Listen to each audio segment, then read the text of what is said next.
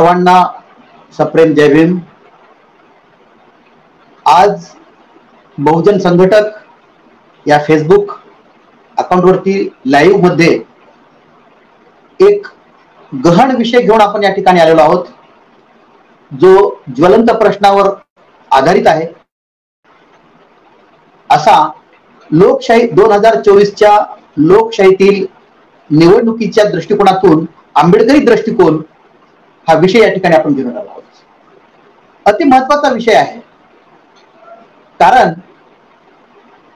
Doctor Babasaheb आंबेडकरांनी या देशाला प्रदान केलेल्या संविधानाच्या माध्यमातून ज्या दूरदृष्टीनं बाबासाहेबांनी हजारो वर्षाचा दूरदृष्टीनं विचार करून या ठिकाणी संविधान प्रदान केलं आणि या संविधानातील अनुच्छेद 12 ते 32च्या माध्यमातून मूलभूत हक्क भारतीय जनतेला प्रदान केलेले आहेत। आणि या मूलभूत हक्कामध्ये सर्वोच्च स्थान ज्या हक्काचा आहे तो हक्क म्हणजे निवडणुकीतील मताचा अधिकार। आणि हा मताचा अधिकार सर्वोच्च स्थानी का आहे असा जर प्रश्न पडलेला असेल तर डॉक्टर बाबासाहेब आंबेडकरांचं एक विधान आणि आदेश किंवा संदेश आपण समजून घेतला पाहिजे। ते म्हणतात की निवडणुकीतील मताचा अधिकार हा एवढा मोलाचा आहे की तो तुमच्या जीवापेक्षाही मोलाचा आहे। तुमचा जीव, तुमचा प्राण त्या मताच्या अधिकारापेक्षा कमी आहे असं का सांगितलं असेल बरं? त्याचं मुख्य कारण हेच की आम्हाला जो प्रदान केलेला मताचा अधिकार हा गेल्या हजारो वर्षापासून लोकशाहीची तोंड ओळख सुद्धा कधी नव्हती।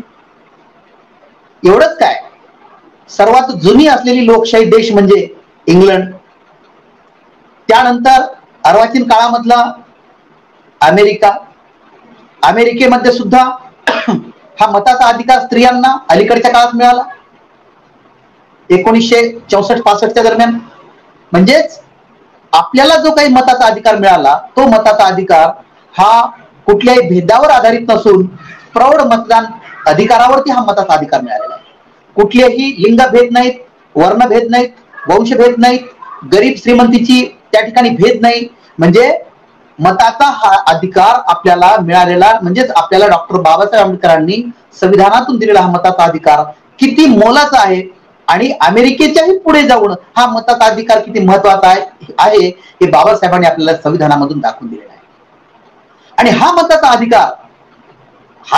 अधिकार जर आम्ही त्याला किंमत न देता क्षुल्लक गोष्टीसाठी असेल किंवा क्षुल्लक आमिषापोटी असेल किंवा कुठल्याही दबावाला बळी पडून असेल किंवा कुठल्याही लालचेपोटी किंवा कुठल्याही वेगवेगळ्या प्रकारच्या क्षुल्लक दबावाला बळी पडून जर आपण हा मताचा अधिकार हा विकल्या जात असू किंवा फुकट दिले जात असू किंवा त्याचं महत्व न समजता आपण त्याला दान करत असू तर निश्चितपणे आमच्या लोकशाहीची दिशा ही एका विघातक आणि भयानक अशा अवस्थेकडे जाणारी आहे।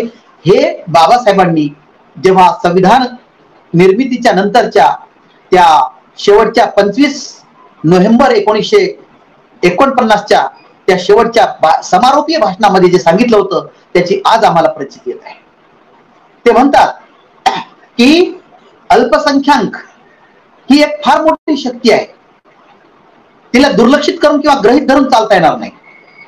आणि या अल्पसंख्याकामध्ये एवढी ताकद आहे की जर तिच्यामध्ये उठाव झाला किंवा अल्पसंख्याक विरुद्ध बहुसंख्याकाच्या मतभेदाची दरी जर वाढत गेली तर निश्चितपणे अल्पसंख्याक ही त्या माध्यमातून, या दरीच्या माध्यमातून निश्चितपणे एका दिवसात या राज्याची बांधणीच उखडून टाकायला कमी करणार नाही हा इशारा सुद्धा बाबासाहेबांनी त्यावेळेस दिलेला होता।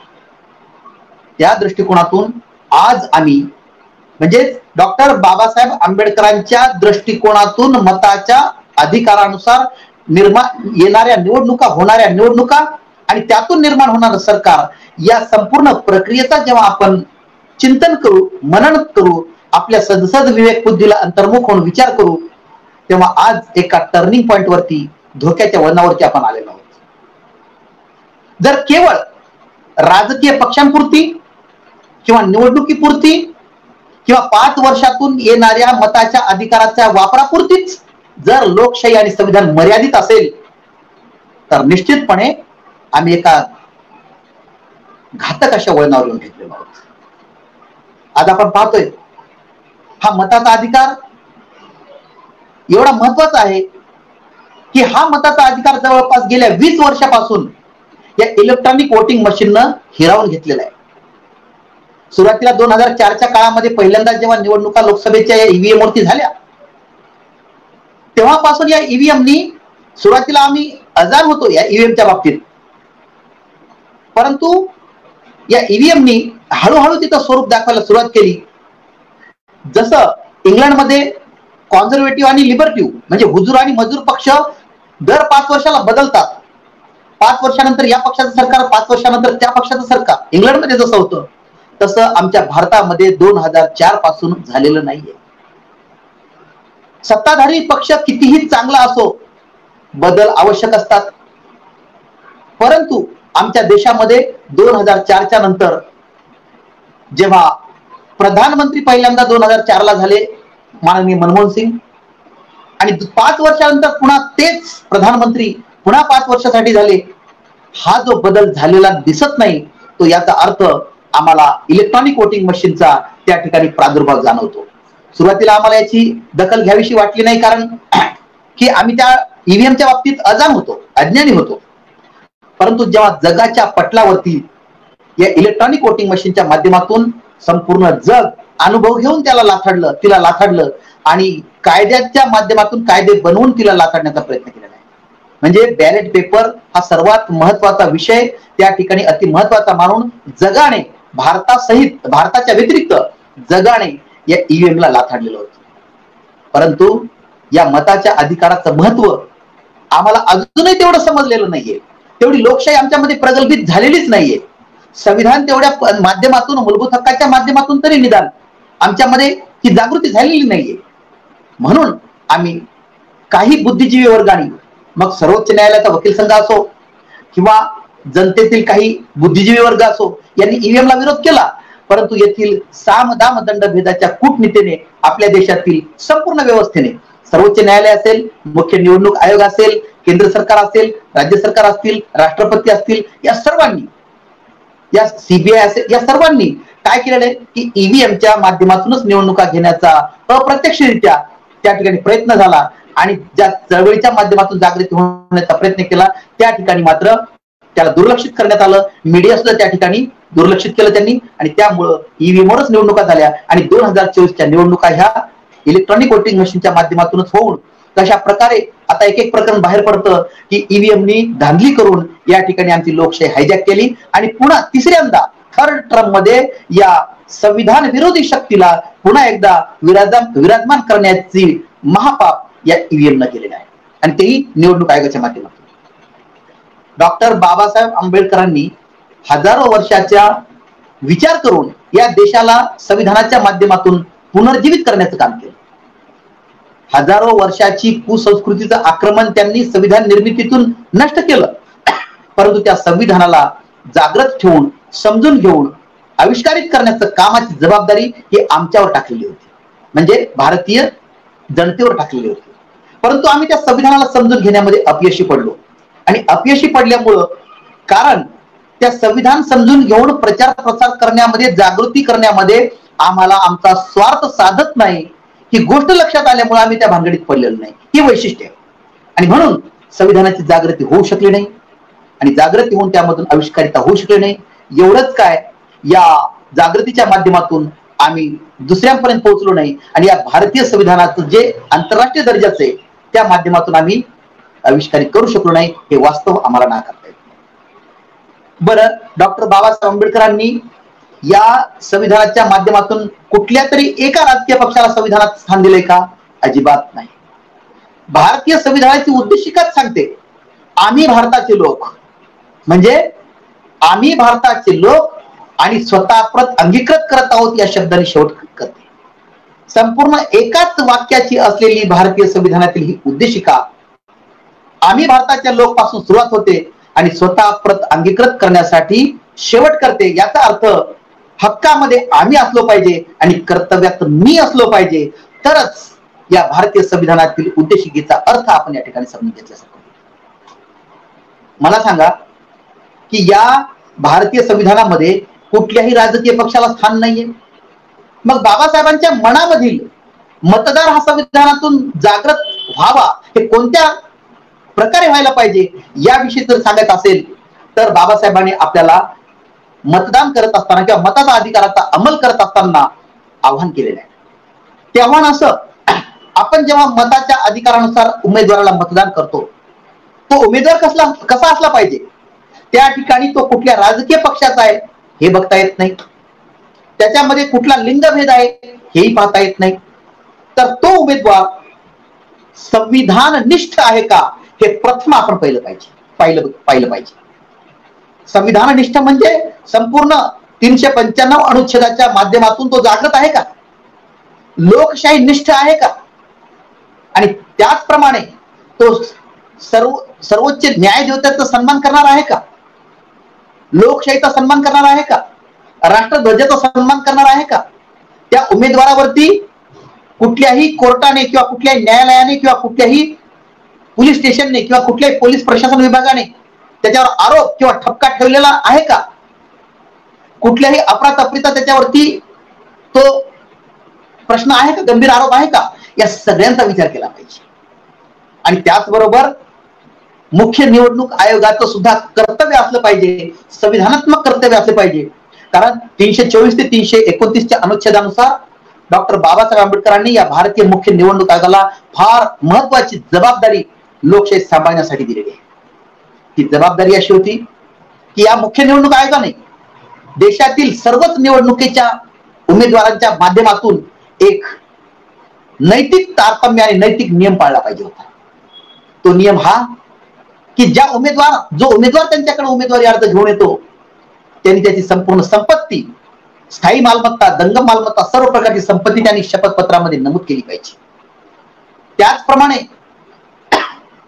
त्याचप्रमाणे त्या शपथपत्रामध्ये ज्या काही नैतिक नियमाच्या गोष्टी आहेत त्या संपूर्ण त्याचा उल्लेख त्यांनी केलेला असला पाहिजे. त्याची संपत्ती किती आहे, बँक बॅलन्स किती आहे, या सगळ्या गोष्टीचा ओहापोह शपथपत्राद्वारे ऍफिडेव्हिट करून त्यांनी घेतलं पाहिजे.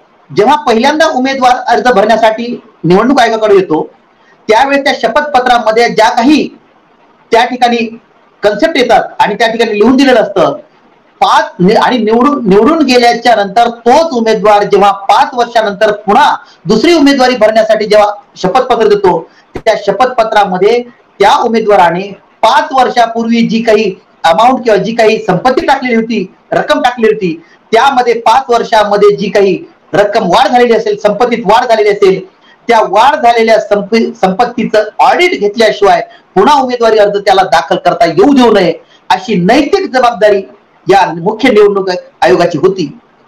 परंतु या मुख्य निवडणूक आयोगाने या सर्व संविधानात्मक म्हणजेच घटनात्मक आणि नैतिक कर्तव्याला तिलांजली दिल्यामुळे गेल्या 70 वर्षामध्ये या देशातील लोकशाही केवळ आणि केवळ निवडणुकीपुरतीच मर्यादित राहिलेली आहे. आणि अशा अवस्थेमध्ये आम्ही ही डॉक्टर बाबासाहेब आंबेडकरांचा हा दूरदृष्टीचा हा दृष्टिकोन होता की माझ्या देशामध्ये जो देश या मनुस्मृतीनं, या कूटनीतीनं 4,500 वर्षापूर्वी या कुसंस्कृतीनं संपूर्ण अतिक्रमण करून येथील 4,500 वर्षापूर्वीची लोकशाही जी 100% होती तिला अतिक्रमण करून नष्ट करण्याचा प्रयत्न केला होता, त्या कूटनीतीला या संविधानाद्वारे, या मनुस्मृतीला संविधानाद्वारे नष्ट करण्याचं काम डॉक्टर बाबासाहेब आंबेडकरांनी या संविधानाच्या माध्यमातून केलं होतं. आणि या संविधानातील हा मताचा अधिकार एवढा मोलाचा होता की या मोलाच्या मतामुळं, अधिकारामुळं, कारण या मताचा अधिकार आणि याचं मोल आमच्या सर्वसामान्य जनतेच्या शेवटच्या नागरिकापर्यंत पोहोचलं नाही किंवा पोहोचू दिल्या गेले नाही हे वास्तव आम्हाला नाकारता येत नाही. आमचा मतदार किंवा आमची भारतीय जनता जातीच्या, धर्माच्या कोरड्या अहंकारामध्ये त्यांना ठेवलं गेलं किंवा त्यांना त्यामधून बाहेर पडू दिलं गेलं नाही. सद्विचारी बनविण्याचा मार्गच या व्यवस्थेने बंद करून टाकलेला होता. या 70 वर्षामध्ये एकानंतर एक वेगवेगळ्या प्रकारचे या ठिकाणी प्रधानमंत्री झाले, परंतु त्यांनी या संविधानाच्या वरती 100% देश चालवला असता तर निश्चितपणे आजची ही समस्या आमच्यापर्यंत पोहोचली नसते. जेव्हा 1776 ला अमेरिका स्वतंत्र झाली आणि त्यानंतर अमेरिकेचे पहिले राष्ट्राध्यक्ष जॉर्ज वॉशिंग्टन झाले आणि पहिल्यांदा राष्ट्राध्यक्ष झाल्याच्या नंतर 4 वर्षानंतर पुन्हा जेव्हा त्या ठिकाणी लोकांनीच त्यांना विनंती केली की पुन्हा तुम्ही राष्ट्राध्यक्ष व्हा, त्यावेळेस त्यांचे जे उत्तर होतं ते अति महत्वाचं होतं. कारण त्यावेळेस त्यांनी सांगितलं की लोकशाहीमध्ये दुसऱ्यांदा पद स्वीकारणे हे लोकशाहीला घातक आहे. यामधून विभूती पूजेचा जन्म होतो आणि लोकशाही संपून जाईल. अशा पद्धतीनं माननीय वॉशिंग्टन यांनी जेव्हा हे ब्रीज केलं तेव्हा खरंच असं वाटलं की लोकशाही त्या काळामध्ये किती महत्वाची होती आणि आजही किती महत्वाची आहे हे या वाक्यावरून लक्षात आलं पाहिजे. परंतु जनतेच्या विनंतीच्या आग्रहास्तव नाईलाजास्तव जॉर्ज वॉशिंग्टन यांनी दुसऱ्यांदा राष्ट्राध्यक्षपद भूषविलं आणि तिसऱ्यांदा सुद्धा तोच प्रयत्न झाला. त्यावेळेस त्यांनी त्या पदाला लाथ मारली. जॉर्ज वॉशिंग्टनचा हा आदर्श आमच्या देशातील प्रधानमंत्री घेतील का हा प्रथम प्रश्न आहे. म्हणजे लोकशाही प्रगल्भित करण्यासाठी संविधानातील कलम जास्त पाहिजे अशाही बाब नाहीये. अमेरिकेची राज्यघटना तर केवळ 7 कलमांची आहे आणि आमची तर 395 कलमांची होती. म्हणजे डॉक्टर बाबासाहेब आंबेडकर म्हणतात ते सत्य आहे की घटना कितीही मोठी आणि किती महान असू द्या, किती श्रेष्ठ असू द्या, परंतु तिला राबविणारे जर लायक नसतील, नालायक असतील तर निश्चितपणे त्या घटनेचं आणि संविधानाचं पावित्र्य जपता येणार नाही. आणि बाबासाहेबांनी सांगितलेला इशारा सर्वात महत्वाचा आहे की विभूती पूजा लोकशाहीला अतिशय मारक ठरणारी आहे. आणि आज विभूती पूजेचा 2024च्या लोकसभेच्या निवडणुकीमध्ये या विभूती पूजेचा एवढा बाजार झालेला आहे राज्यामध्ये आणि संपूर्ण देशामध्ये, यांनी स्तोम माजवलेला आहे.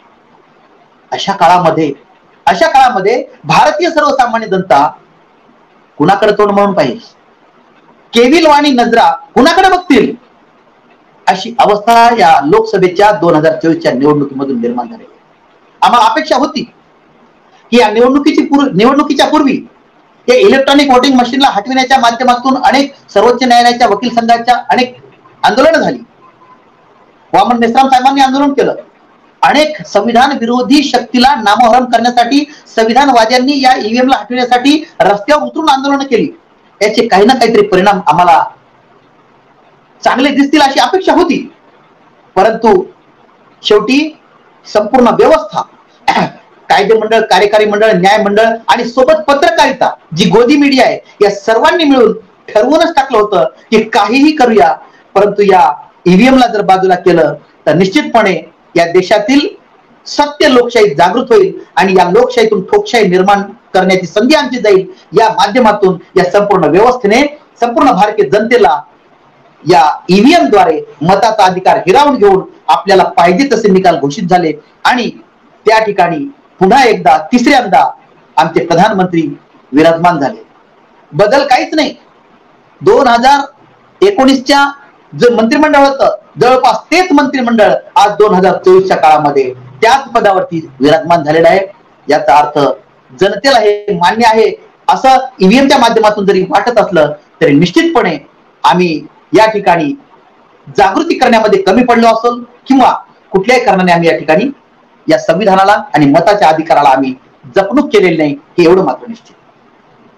अशा अवस्थेमध्ये आज आम्हाला पुन्हा एकदा ज्या वेळेस 15 ऑगस्ट 1947 ला देश स्वतंत्र झाला आणि स्वातंत्र्याच्या नंतर विकासाचा पहिला गिअर टाकण्यात आला, पंचवार्षिक योजनेच्या माध्यमातून असेल, राज्यघटनेच्या निर्मितीनंतर, अशाच प्रकारे आज अशी वेळ येऊन ठेपलेली आहे की राजकारणाच्या पलीकडे जाऊन, राजकीय पक्षांच्या पलीकडे जाऊन किंवा जाती धर्माच्या पलीकडे जाऊन या देशातील 140 कोटी जनतेने या 2024च्या लोकसभेच्या निवडणुकीच्या नंतरच्या काळामध्ये एका अंतिम ध्येयासाठी पुन्हा एकदा स्वातंत्र्याची लढाई लढणे आवश्यक आहे.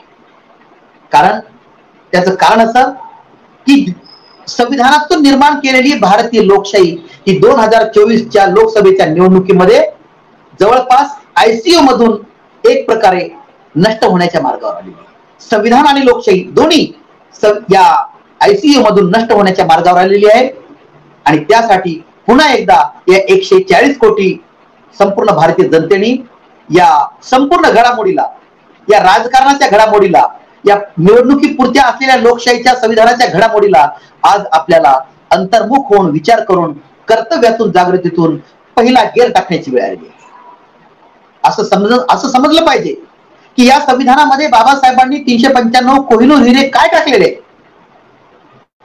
आणि ते एक एक कलम हा कोहिनूर हिरा समजून घेण्यासाठी आम्हाला जागृतीतून, कृतीतून, संघर्षातून, त्यागातून समर्पित होऊन काम करावं लागणार. तेव्हाच कुठेतरी आशेचा किरण जिवंत असेल आणि त्या दिशेने आपण जाऊ शकतो. आज थोडासा विचार करा. जवळपास 2022 पासून ते 2024 पर्यंत या 2 वर्षामध्ये या महाराष्ट्रामध्ये राजकारणाच्या पातळीनं एकदम खालचीच पातळी गाठून संपूर्ण बिहारचाही विक्रम म्हणून आपण या ठिकाणी मोडलेला आहे. याचा अर्थ स्पष्ट आहे की आमचं जे काही भवितव्य आहे, डॉक्टर बाबासाहेब आंबेडकर म्हणतात फार महत्वाचा शेवटचा संदेश त्यांनी दिलेला आहे. अनेक संदेश दिलेले आहेत, परंतु शेवटचा महत्वाचा संदेश हा दिलेला आहे. ते म्हणतात की मी अशक्त आहे, मी कमजोर आहे, मी गरीब आहे, माझ्या हातून काय होणार आहे, असा गैरसमज करून स्वतः नतधैर्य होऊ नका. तुम्हाला जे जे दिसतं ते शेजाऱ्याला सांगा, पाजाऱ्याला सांगा, मित्राला सांगा, नातेवाईकांना सांगा. आणि जर तुम्ही हे न सांगता मौन धारण करत असाल तर तुम्ही तुमच्याच येणाऱ्या भावी पिढीचे खुनी आणि गुन्हेगार ठराल. एवढा मोठा संदेश बाबासाहेबांनी शेवटचा आपल्याला दिला आहे. मग आम्ही भावी पिढीचे खुनी आणि गुन्हेगार ठरू का? हा प्रत्येकाने स्वतःच्या सद्सद्विवेक बुद्धीला अंतर्मुख होऊन विचार करायला. आणि त्यासाठी आपण निश्चितपणे कृतीतून जागृती आणि जागृतीतून आविष्कार याशिवाय दुसरा पर्याय नाही. आपण पाहतो सर्वोच्च न्यायालयाची भूमिका काय आहे. संविधान निष्ठता त्या ठिकाणी पाळली गेलेली आहे का? कायदे मंडळातील प्रत्येक खासदार किंवा आमदार त्या ठिकाणी संविधान निष्ठतेची शपथ घेतात, परंतु कृती उलट असते. प्रधानमंत्री आणि त्यांचं मंत्रिमंडळ, कॅबिनेट म्हणजेच केंद्र सरकार किंवा कार्यकारी मंडळ संविधान निष्ठतेची शपथ घेतात, त्यांच्याप्रमाणे ते वागतात का? नाही. म्हणजे शेवटी या संपूर्ण यांच्या संविधान विरोधी शक्तीच्या माध्यमातून आमच्यावरती जो अन्याय होतोय, अत्याचार होतोय, मी तर एवढं चॅलेंज करतो की ही जी निवडणूक झाली 2024 ची लोकसभेची, या संपूर्ण निवडणुकीमध्ये कशा पद्धतीनं प्रत्येक राजकीय पक्षांनी आपापली दुकानं बसू नये, आपापले जम बसले पाहिजे यासाठीच पुरेपूर जनतेचा वापर केलेला आहे. कोणतेही गट घ्या, कोणताही राष्ट्रीय पक्ष घ्या किंवा त्याच्यासोबत असणारे कोणतेही छोटे मोठे राजकीय पक्ष घ्या, या सर्वांनी कुणीही नाव घेतलं, संविधानाचं पुस्तक हातात घेऊन संविधानाच्या माध्यमातून जनतेमध्ये जागृती करण्याचा, निवडणुकीपुरती जागृती करण्याचा प्रयत्न केलेला आहे. परंतु ज्या पक्षांनी संविधानाचं पुस्तक हातात घेऊन संविधानाला धोका आहे असं दाखवून देऊन जनतेला आपल्या माध्यमातून मताची वळवणी केलेली आहे, परंतु त्याच पक्षांनी गेल्या 40 ते 45, 50 वर्षामध्ये देश चालविलेला असताना त्यांनी संविधानावरती 100% देश चालविण्याचा सुद्धा त्यांनी प्रयत्न केलेला नाही. त्याचबरोबर जे इतर महायुतीचे पक्ष होते, मग ते राष्ट्रीय पक्ष असो किंवा त्यांच्यासोबत जाणार असो, त्यांची तर गोष्टच वेगळी आहे. त्यांनी तर खुलेआम सांगितलं होतं की संविधानिक रिझर्वेशन, कॉन्स्टिट्यूशनल रिझर्वेशन हम खत्म कर देंगे. हे ओपन चॅलेंज त्यांनी सांगितलं होतं.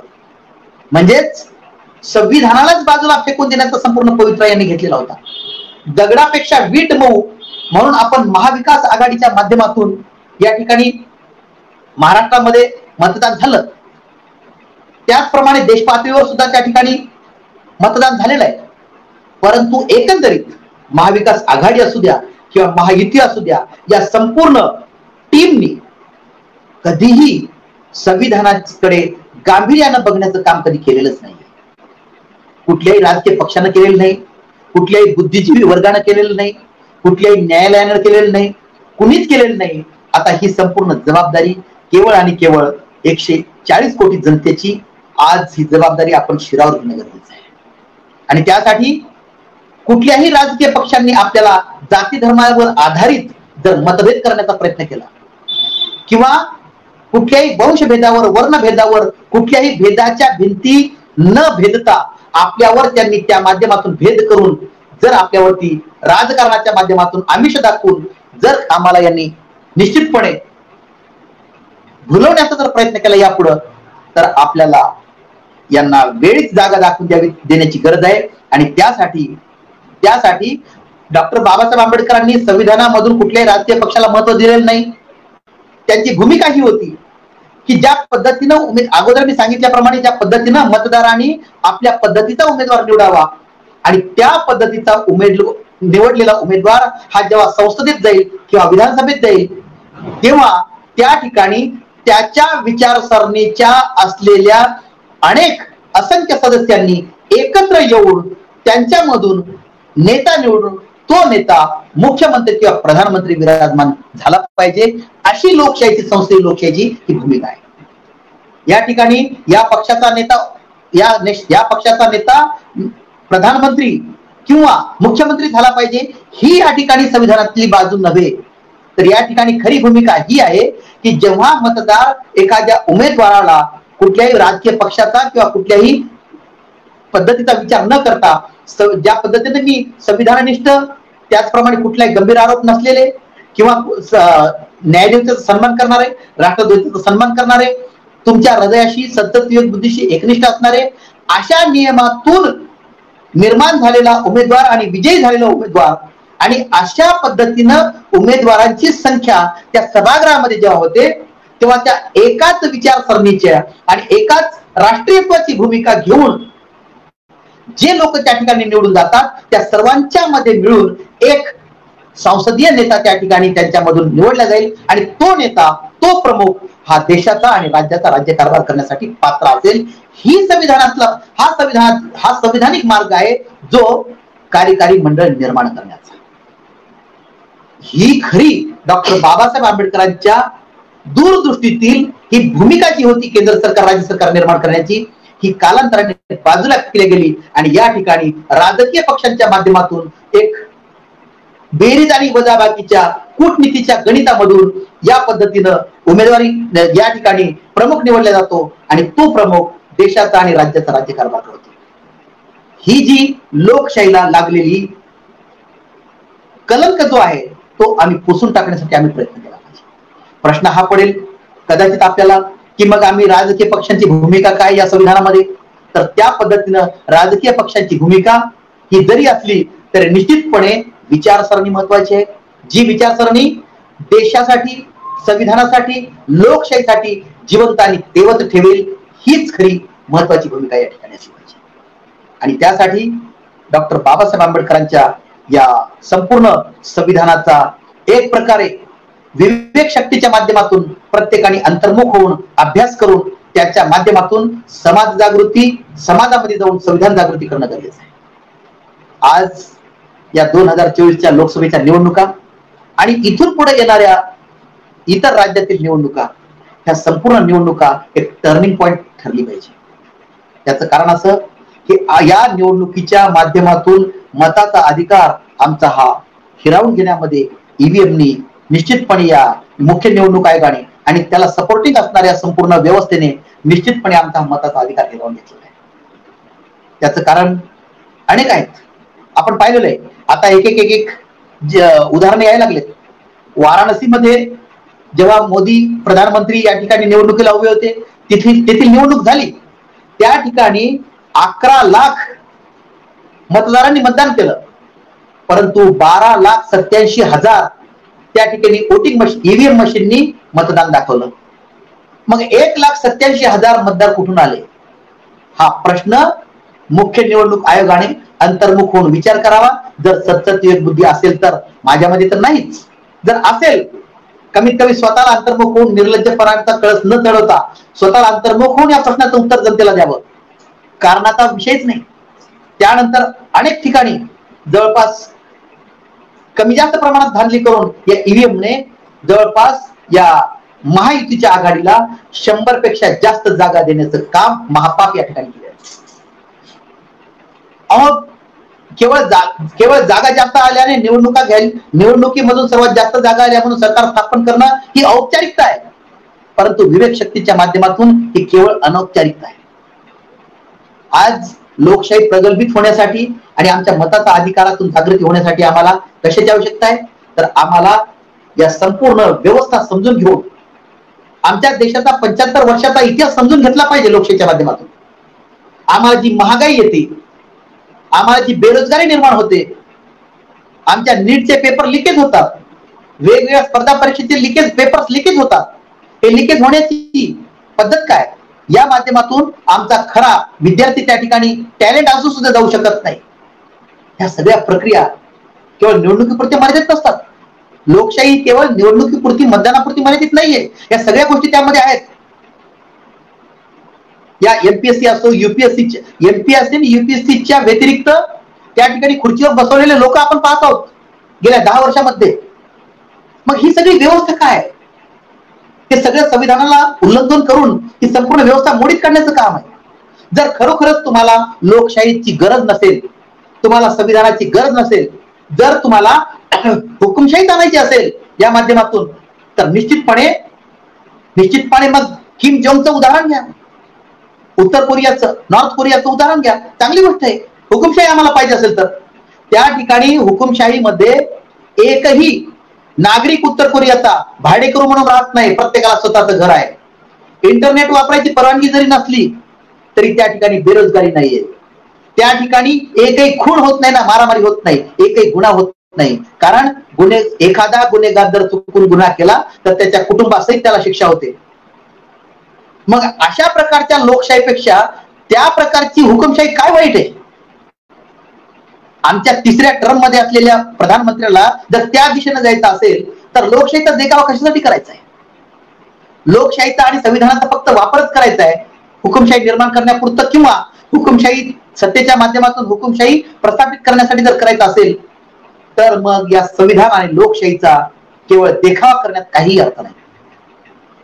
आणि मग या सर्वसामान्य जनतेने पुन्हा एकदा जगता जगता मरण्याची आणि मरता मरता जगण्याची ही जी दयनीय अवस्था आहे, या लोकशाहीच्या नावावर हुकुमशाहीच्या पद्धतीने चालवून ही अवस्था आम्हाला कुठल्या स्तराला घेऊन जाईल याची कल्पना सुद्धा आपण करू शकत नाही. डॉक्टर बाबासाहेब आंबेडकरांचं जे 25 नोव्हेंबर 1949चं भाषण आहे, त्या भाषणाचा पुरेपूरपणे आपण सखोलपणे अभ्यास करा, त्याचा विचार करा.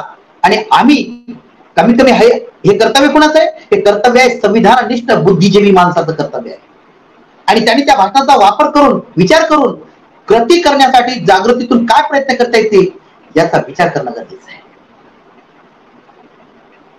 डॉक्टर बाबासाहेब आंबेडकर म्हणजे या संपूर्ण विश्वाला पडलेले एक स्वप्न आहे. केवळ 65 वर्ष आयुष्य लाभलेल्या महामानवाने संपूर्ण जीवनभरामध्ये सर्वात मोठं आणि महत्वाचं जर कार्य केलं असेल तर ते म्हणजे भारतीय संविधानाची निर्मिती आहे, जी आंतरराष्ट्रीय दर्जाची आहे. आणि संपूर्ण सजीव सृष्टीचं कल्याण निर्जीव सृष्टीच्या सहाय्याने कसं करता येईल या दिशेनं जाणारे ही भारतीय संविधान. परंतु गेल्या 70 वर्षामध्ये आम्ही त्या संविधानाला समजून घेतलो नाही. आमची त्यामध्ये हतबलता असू शकते, परंतु आम्ही प्रयत्न जर नाही केले तर आम्हाला हतबलतेचं नाटक निश्चित करता येते.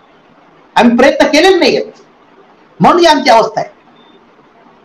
नानकचंद रत्तूच्या माध्यमातून डॉक्टर बाबासाहेब आंबेडकर आपल्याला आणि त्यांच्या अनुयायाला किंवा आपल्याला सांगतात की हा जो रथ आहे तो मी एकट्याने ओढून आणलेला आहे. आणि हा रथ तुम्ही जर न्यायचा असेल तर पुढे घेऊन जाऊ शकता, परंतु निदान कमीत कमी त्याला जाग्यावर तर राहू द्या, मागे ओढण्याचा प्रयत्न करू नका.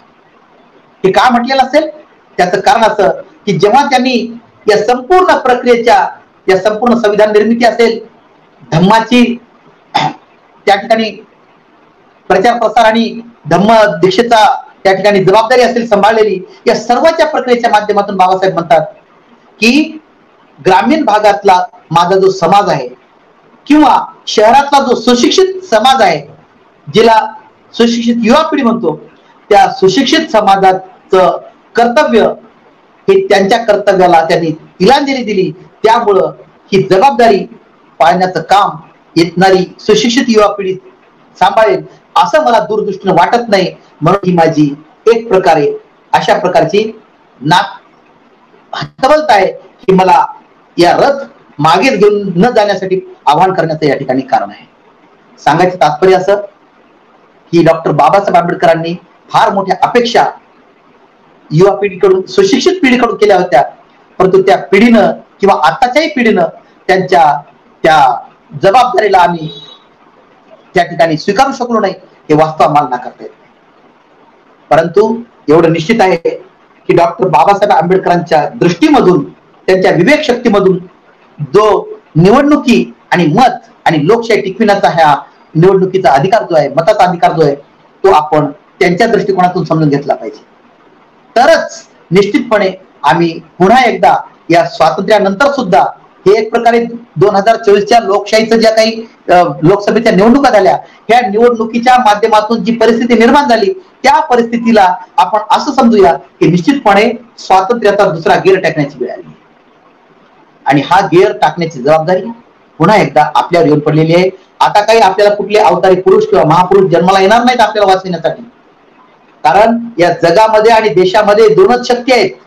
जी एक शक्ती सामदाम दंडभेदाच्या आधारावर असलेली कूटनीती आणि दुसरी संविधानवादी शक्ती, म्हणजे संविधान विरोधी शक्ती आणि संविधानवादी शक्ती, या दोन शक्तीमधला संघर्ष पुन्हा एकदा क्रांती प्रतिक्रांतीच्या रूपाने, आज एकदा पुन्हा प्रतिक्रांतीच्या रूपाने गेल्या 70 वर्षांमध्ये आज अतिउच्च टोक त्यांनी गाठलेलं आहे. जी संविधान बदलण्याची भाषा करत होता, जी संविधान विरोधी शक्ती आपल्याला मताचा अधिकार हिरावून घेऊन आपली लोकशाही संपवण्याच्या मार्गावर होता, अशा प्रकारचं पुन्हा एकदा संविधान विरोधी शक्ती या देशामध्ये विराजमान झालेली आहे. साधा प्रश्न आहे, जेव्हा ही लोकशाही जिवंत आहे की तेवत आहे किंवा मेलेली आहे, हे तपासण्याचं एक समीकरण आहे की जो मानवाचे जे मूलभूत हक्क आहेत, त्या मानवी हक्कात मानवाचे मूलभूत हक्क जिवंत आहेत किंवा तेवत आहेत किंवा नष्ट झालेले आहेत, हे तपासण्यासाठी मानवी हक्क आपले साबूत आहेत का, हे आपण तपासले पाहिजे.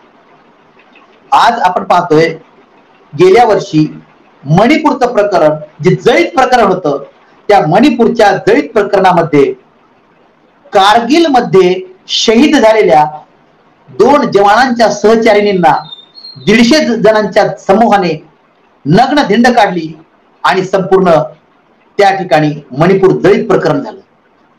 एवढं मणिपूर जळीत प्रकरण घडून सुद्धा त्याचप्रमाणे 750च्या वर शेतकऱ्यांचं आंदोलन झालं 3 कृषी कायद्याच्या विरोधात. त्यामध्ये त्याचप्रमाणे अनेक घटना या मानवी हक्काच्या बाबतीत रक्तरंजित पाठ वाहिन्याच्या घडल्या. अशा घटना घडून सुद्धा आमचे प्रधानमंत्री त्या मणिपूरला कधी भेट देऊ शकले नाहीत. त्या 750 शेतकऱ्यांच्या शहीद झालेल्या शेतकऱ्यांच्या ज्यांनी ते घटना घडवली त्यांच्या विरोधात कधी मनुष्यवधाचा गुन्हा दाखल केला नाही. आणि एवढं असून सुद्धा तिसऱ्यांदा तेच सरकार विराजमान होते. याचा स्पष्ट अर्थ आहे की जनतेला, कुठल्याही जनतेला ह्या घटना पसंत नाहीयेत. शेतकऱ्यांना बिलकुल पसंत नाहीत. मणिपूरचं प्रकरण कुणालाच पसंत नाही. देशातली अराजकता, महागाई, बेरोजगारी कुणालाच पसंत नाही.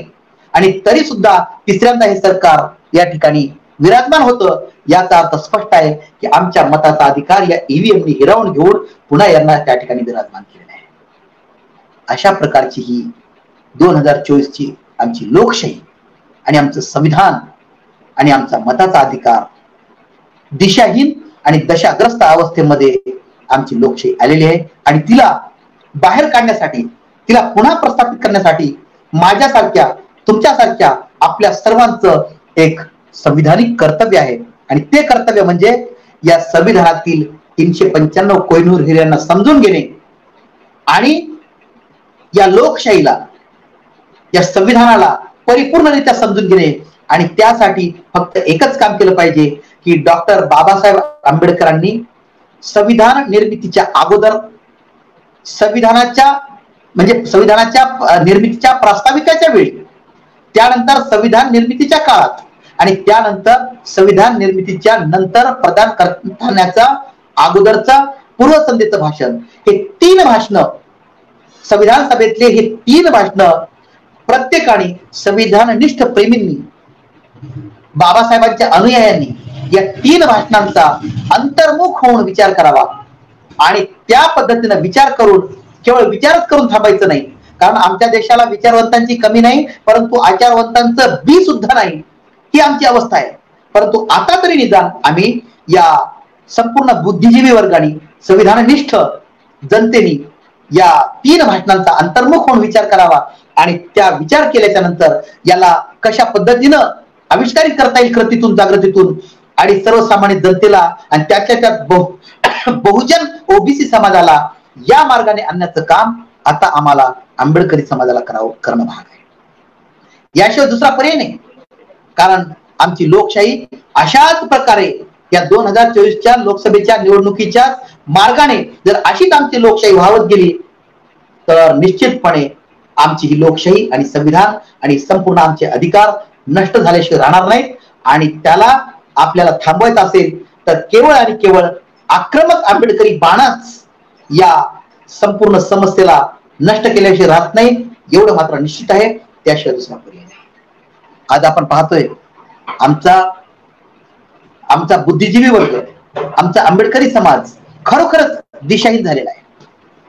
आम्हाला म्हटलेलं आहे की एवढा संविधानातून मताचा अधिकार आम्हाला प्रदान झालेला असताना सुद्धा आम्ही त्याला कुणाला मतदान करावं हे जर आम्ही दुसऱ्याकडून मार्गदर्शन घेत असू तर आमच्या विवेक शक्तीचा, आमच्या सद्सत्य बुद्धीचा वापर आम्ही कधी करणार.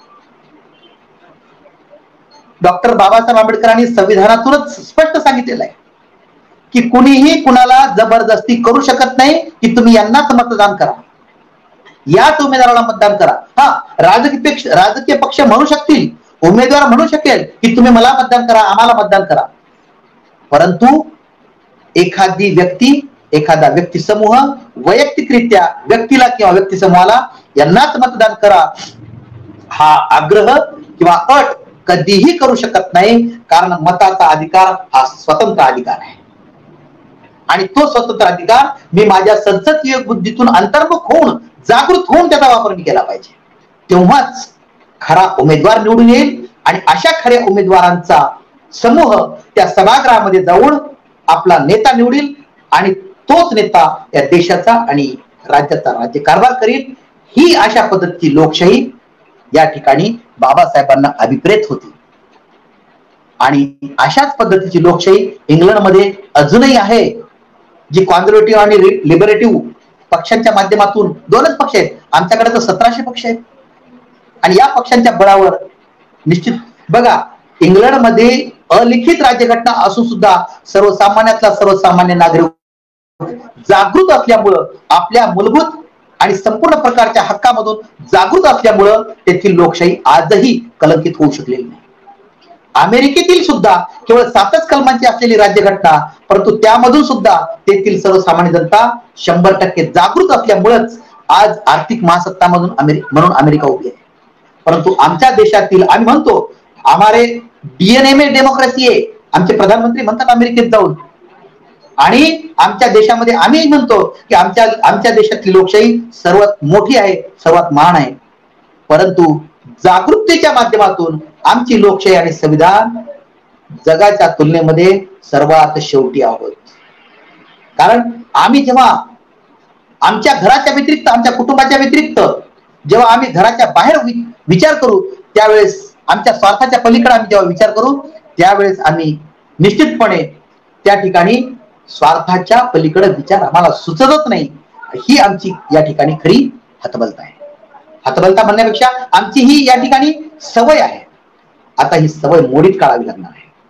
या ठिकाणी आम्हाला आज 2024च्या लोकसभेच्या निवडणुकीच्या नंतरचा जो काळ आहे भयानक अशा अवस्थेमध्ये जाणार आहे. आणि वेळीच आपण जर जागृत नाही झालो तर निश्चितपणे आमचं मरण आम्ही आमच्या डोळ्यानं पाहू. ही अशी वेळ आमच्या 140 कोटी लोकसंख्येवर येणार आहे. त्यासाठी आम्ही या संपूर्ण माध्यमातून आम्ही जागृत होणं हा एकमेव उपाय आहे. कारण डॉक्टर बाबासाहेब आंबेडकर म्हणतात की जागृतीचा विस्तव नेहमी भडकवत ठेवला पाहिजे. तो याच कारणासाठी त्यांनी सांगितलं आहे. परंतु गेल्या 70 वर्षामध्ये आम्ही ती जागृती केली नाही. ते न तर बाजूलाच, भडकवणं तर बाजूलाच, आग लावण्याचे सुद्धा आम्ही काम करू शकलो नाही. त्याचं कारण केवळ आणि केवळ आम्ही वैयक्तिक आणि सार्वजनिक मर्यादित स्वरूपामध्ये स्वार्थाच्या मागे लागल्यामुळं ही आमची अवस्था झाली.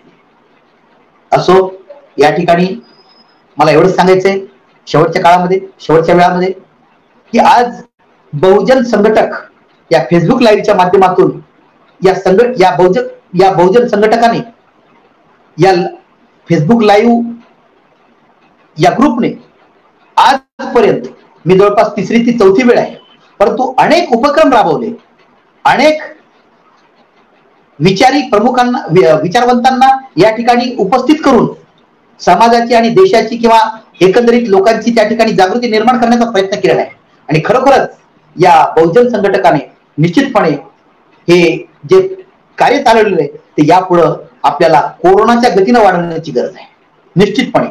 तेव्हाच वेगवेगळ्या प्रकारच्या कन्सेप्ट घेऊन त्या ठिकाणी येणं गरजेचं आहे. आणि आजचा हा जो विषय होता की लोकशाहीतील निवडणुकीतून आंबेडकरी दृष्टिकोन जो आहे तो अशा पद्धतीचा होता की जो बाबासाहेबांच्या दृष्टिकोनातून कुठल्याही राजकीय पक्षाला संविधानातून स्थान न देता संविधानाच्या माध्यमातून मतदार राजा जागृत होणे आणि त्या जागृतीतून उमेदवार निवडून येणे आणि त्या उमेदवारांच्या बहुसंख्याकाच्या बळावरती राज्यकारभार, देशाचा आणि राज्याचा राज्यकारभार चालविणे, ही लोकशाहीची खरी पद्धत बाबासाहेबांना संविधानातून अभिप्रेत होती. परंतु येथील व्यवस्थेने ही बाजूला फेकल्या गेली आणि एक वेगळ्या प्रकारच्या या मताच्या अधिकाराला क्षुल्लकता समजून आणि राजकीय पक्षांनी आपापल्या जाती धर्माच्या वेगवेगळ्या भिंती उभारून त्या ठिकाणी आपल्याला आपल्या मताचा अधिकाराचं महत्व नष्ट करण्याचा प्रयत्न केला.